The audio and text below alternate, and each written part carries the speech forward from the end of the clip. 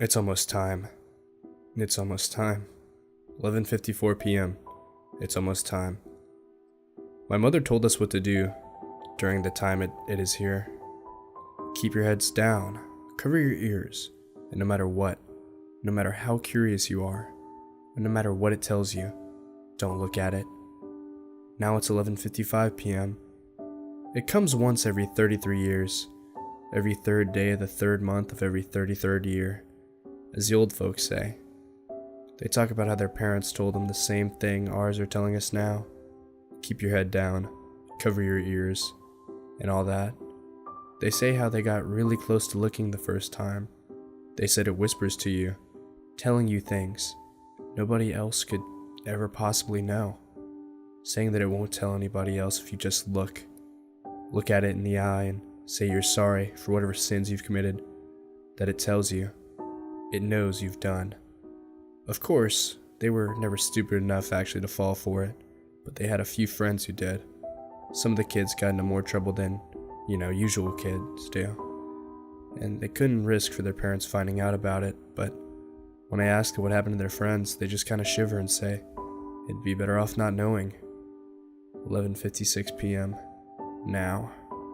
I can see the dull grayness of what must be storm clouds starting to form off in the distance. My father told me at first he thought it wasn't going to come, that the first time when he was little, because of how few clouds there were. It always preceded by clouds. It doesn't like starlight, even when it's full-on nighttime like this. Something about how even the sparkling glimmers of the stars are too bright for it. 11:57 p.m. He said that the clouds don't really start until 11:58, and at 11:59 they just spill all over the mountains into the city like some gigantic, hungry mist, just starving for a morsel of human meat that it was restrained from having, except maybe a lone mountain climber or two. He said that before the clouds had enough time to come swallow his house, his parents had already grabbed him and pulled him down to the basement before tapping the door shut. He says that it moves through the clouds, being anywhere and everywhere at once, searching through them to try to find an unguarded human who is naive enough to look at it. 11:58 p.m. Wow, Dad was right.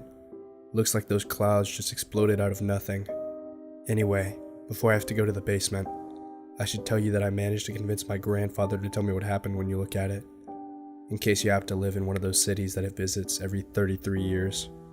You become a part of it. He was little and it was the first time it came. They hadn't managed to seal up the house very well and the clouds crept in.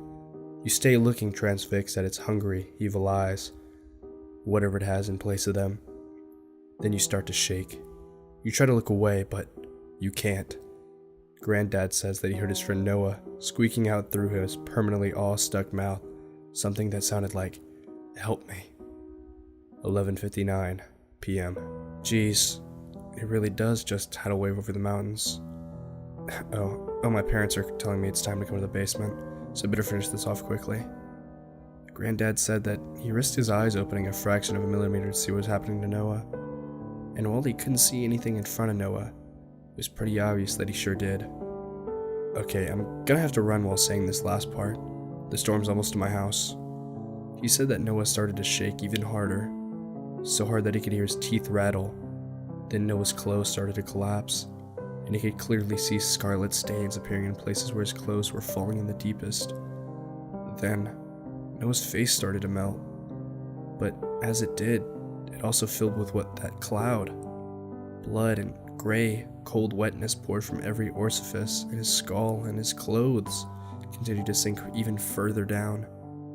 Now, Granddad said he could see clouds pouring through his shirt as well, shaking and melting and transforming with one final ear-piercing screech. Noah was gone. Only his blood-drenched clothes remained. Okay, here's where I leave you. Just remember, keep your heads down, cover your ears, and no matter what, how curious you are, and no matter what it tells you to do, don't look at it. 12 a.m.